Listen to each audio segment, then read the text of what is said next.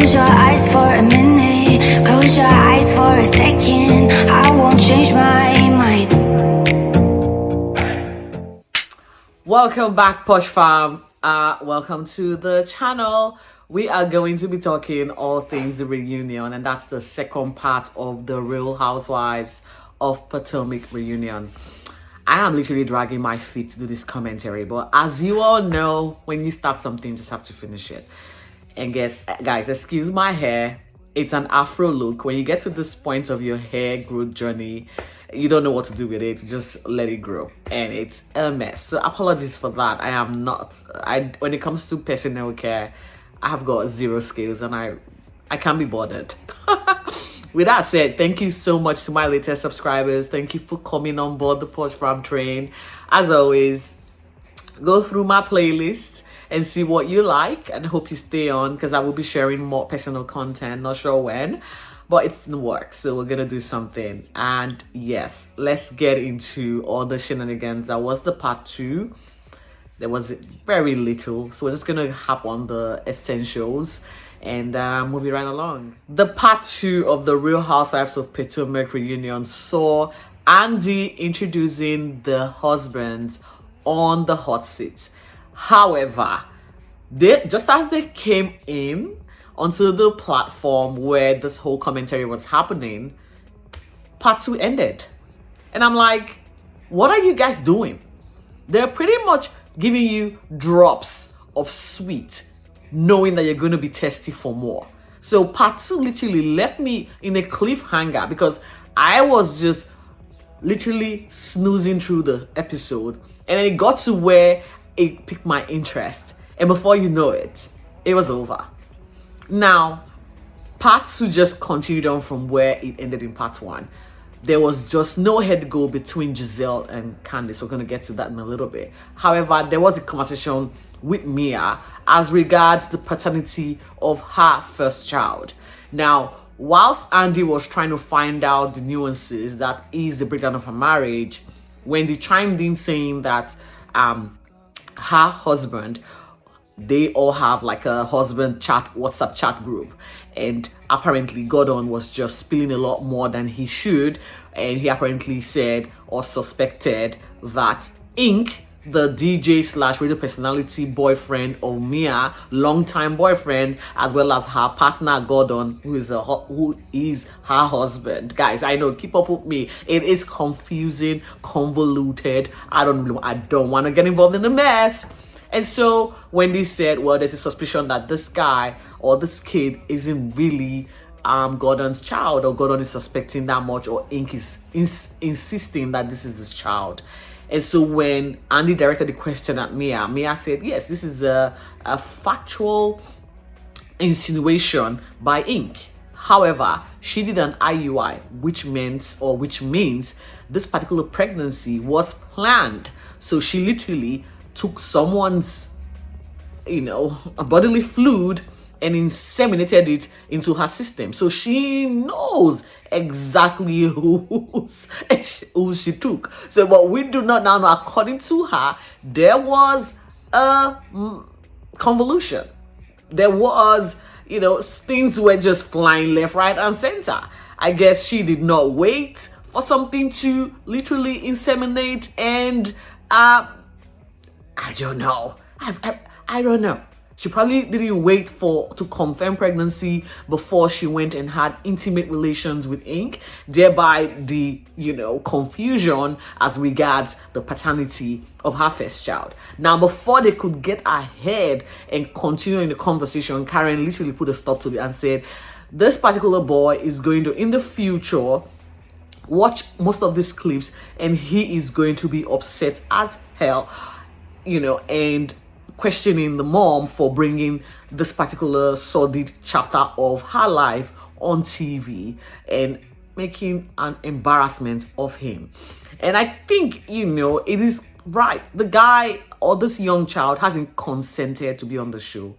And yes, the parents are very wild, and, no fault of the child. And so he shouldn't be brought in. And I would give Karen, as always, that woman has got the wisdom for years There's no wonder she's triple 20. She's 60 years old. So, it comes with a lot of wisdom and understanding. And so when she said that, this particular line of conversation ended quite abruptly. And we moved on to Gizelle. Now, we all know Gizelle lost her dad to brain cancer.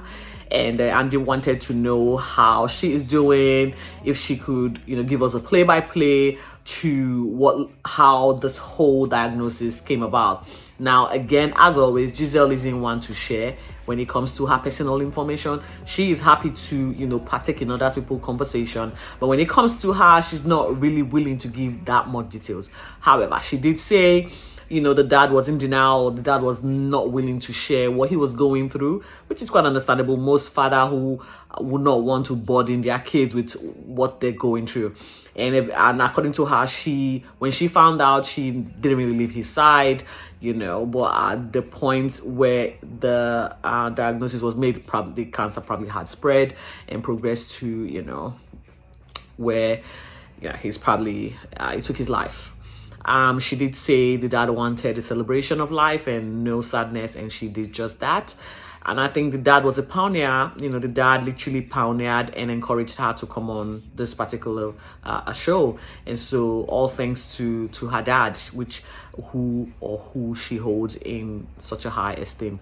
For me, that's the sad part. But again, as with everything, Gizelle, there is always a but. And that is the fact that she felt the other women didn't really support her, or I'm not sure.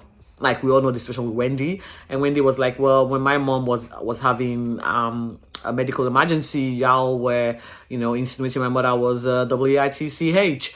And so now that it's like the table has turned, I'm just gonna not comment or be empathic or whatever. And it's the same thing that Mia said, that Wendy and Candice did not reach out to her during this whole marital crisis, and they both admitted in part, we didn't really think or see the need to reach out to you. Candice said, I just didn't want to get involved because the things Gordon was sharing to my husband was salacious, and it made us quite uncomfortable. Wendy said, well, we're not really in a good space. You physically assaulted me. And I mean, like, it takes a big person to overcome all of that hurt from the season prior and to break bread. And she, as much as they have, grown in strides with regards to their differences, she still harbored a few animosity Mia's way, and so she didn't really want to reach out, period. And that's one thing I like for Wendy. Wendy stands her ground. That woman just tells you how it is, and you take it or you probably leave it. And the conversation again went back to Gizelle, who obviously sent her daughter, off to college. And this was not going without saying the incident that occurred whilst they were in the Dominican Republic, where she was having the conversation with her daughter, or the university she chose to go to. I think the particular state she was going to was a bit questionable for the Black community. I don't want to get involved in all of that mess. And she felt Wendy and Candice were rolling their eyes. Now, I do that all the time, rolling my eyes, like I'm doing now. And she found it a problem.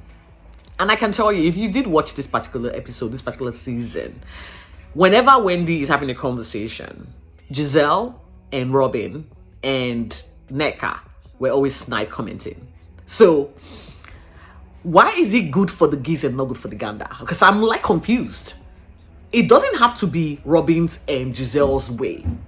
If you can dish it out, please be able to take it. Wendy's just dishing out what you've given her. You guys are not friends from the look of things. I do not know if there's going to be a makeup session. Okay, I shouldn't say that anytime soon. And so for you to expect more from Wendy, you are the Lulu. You should walk on the same plane. Like on the same plane, guys. How I give it to you, give it back. And we're matching the energy for energy. Now, you're not going to be standing up tall and you spit on me and expect me to reverence your presence. Doesn't work that way. You're matured women. Wendy's not scared of Gizelle. And Gizelle should not be expecting Wendy to be scared of her. No. So, for me, Giselle is actually talking sideways when it comes to this whole shenanigans. And I can see why Candice quit the show. Because for every commentary, there seems to be an attack on Candice when, quite frankly, Gizelle and Robyn have had the same situation. The exact same situation. And there's been no consequences for this too. But then there's Candice. Hell hath no fury. We're going to bring the wall down and we're going to break it and make sure you're held accountable. And it's no wonder why this whole friendship group is fractured. Is it coming back from here? I really don't know. If Wendy stays for next season, she is going to need a big shield or wear the biggest girl pants in order to deal or handle these women. And that is if Robyn is staying on, because Gizelle and Robyn together, no good company. Nothing good comes out of those two bullies. And I'm saying it. And I'm not directing. I'm not trying to be cyberbullying. I'm just calling it as I see it. And that is in accordance to the way they are presenting themselves or representing themselves on the show. And the conversation again went back to Candice and Robyn. You know, the whole how the internet or the, should I say Twitter back and forth fed or led to Robyn making an opinion and saying, I don't want to be your friend. Meanwhile, Robyn used the same carriage service to peddle lies on Candice. However, because one person said, I'm instigating or I am just acting or reacting following your actions, then it's fine on my end. However, you need to take accountability for both of us. That's how it works. So, guys, again, it was a continuation from the back and forth between Robyn and Candice, Gizelle and Candice. Literally, these two were just on one. Nneka needed to stay mute. However, she had no bone to pick, and so she just kept blowing where the winds blew. She was blowing everywhere. And for me, I was like, why is she on the show? She's very irrelevant to the franchise. I see nothing. She brings nothing for now. If any, nothing.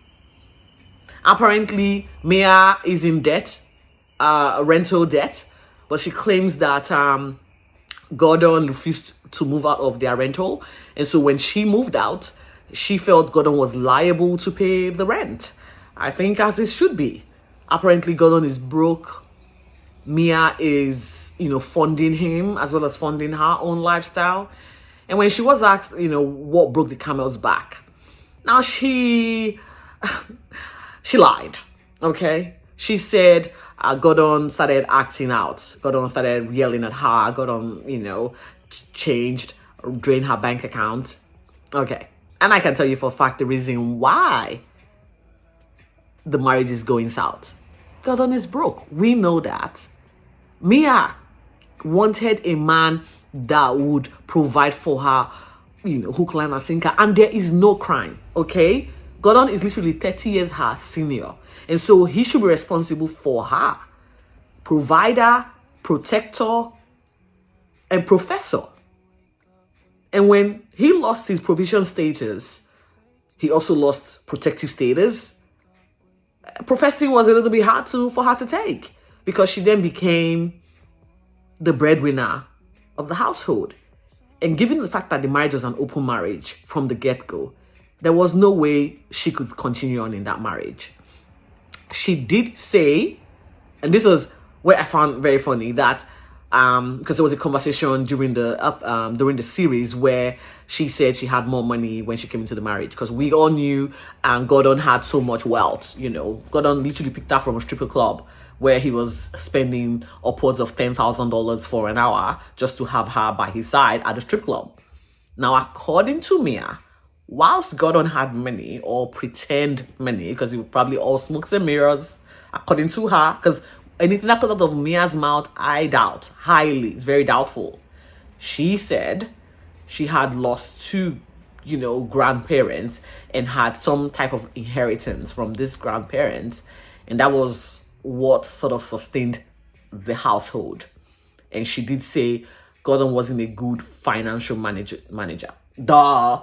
You met him at a strip club spending $10,000 an hour. How would you have not placed or done the math that this guy is ignorant when it comes to financial management? I mean, like, because you were the beneficiary of the 10,000 grand, he had the best wedding, lavish wedding. You were the beneficiary of this. You didn't say, no, don't spend this much for my wedding. Let's just go to the courthouse and, sign the papers. You went ahead, did everything, had a few body done. Those are money from Gordon's purse. And you didn't think, maybe, hang on, you're not such a good money manager. Let me help you manage your phone. You enjoyed all of this. And now you realize he wasn't such a good money manager. Get out of town, girl. Get out of town. Just stop. I'm tired of this girl's lies. Mia, the money finished. You finished with the marriage. That's all. The money is gone and you are exiting stage left with your high school sweetheart, Inc. There's nothing wrong with that. You and Gordon had an arranged marriage. It was agreed by both parties. It's just that Gordon is now so old to even to recover from this. So literally, Gordon is going to be chasing you till the end of days. He is moving away from Charlotte to come live 2 houses away or 2 seconds away from your condo. So good luck trying to get rid of him. He ain't going nowhere. I love this. Gordon, you better stick beside her. She's got the money. She will take care of you. Don't stick beside her. She can have ink on the side. Stick beside her. You might as well enjoy what is left. She should provide. She spent all your money or whatever. I don't know. I didn't live there. And this is what was quite funny for me, because Mia, there's no truth comes out of that chick's mouth. Whatever she says, if she says the sky is blue, I am literally knowing that there's no way that sky is blue. This chick is just pulling my legs now. No way. I'm not looking. I'm convinced the sky is not blue. That's Mia. And then I guess there was, like I said, the highlights, the people with the most storyline, pretty much Candice, Mia, and the rest were just, feeding off of these two with the most storyline, because every conversation literally came back to Candice and Mia. And guys, guess what? Gizelle is confirming that she is in another open type situation with her toy boy Jason, the guy she introduced to us at the start of the series or the season. Now it's alleged that Jason was caught kissing a mystery woman, and according to Gizelle, the guy took permission or told her that this has happened. I'm just letting you know because it's going to be in the media. And I'm like, okay, Gizelle, is this how low your self-worth is, that you're going to allow a boy toy that is literally that could be your child just abuse you emotionally? All for what? All for what? Storyline? Because that's the only way I can convincingly say Gizelle is putting up with this BS. Because there's no way. Apparently, according to her, she's got other things going, so they are both allowed to see other people. There's no wonder the HIV numbers are really on the rise in America, because guys, everyone is pretty much sharing everyone over there, and everyone is happy for the others, for their partner to actually have extra curricular affairs. I don't even know what to say. It is a mess. Now, like I said, part 2 ended with the men coming on, and before they came on, we could hear Nneka trying to tell IK, her husband, how she's very much ready to answer all the questions, and she has been vilified on the internet. She has been dragged, and so she is ready to speak up for herself. I'm like, okay, girl, let me see how many seconds of that you're gonna get. I'm curious. And the conversation literally started with Gizelle, Robyn, and Candice now attacking Chris. And this was the irony, because I took a photo. And on one side, you could see the women, because it's again the real housewives, right? So these women are meant to be housewives. So there's Mia with her now ex-husband, Gordon. There is Candice with her partner, Chris. Her husband, I mean. There is Wendy with her husband, Happy Eddie. And then there's Ashley with no one. And on the other side, there's Karen with her husband, Ray. There's Gizelle with no one. Not even the boy thought Jason could come help her for the reunion to show face. There's Robyn, who's supposedly married, but there's no one there. We don't even know what's going on in that situation. And then Nneka. So it's like there's more women that are unmarried than there are women that are married. Well, is that, I don't know, am I getting this wrong? But anyways, Robyn again brought up the situation about a limp reproductive organ, or male reproductive organ. Apparently, some chick, came out to spread some rumor, retracted, recanted, and also, it went back and forth. And Robyn, for some reason, was so fixated on Chris's male reproductive organ. And Chris was like, I have got nothing to say. I have got nothing to say. Let's move on. Next question. I'm like, Mike, boom.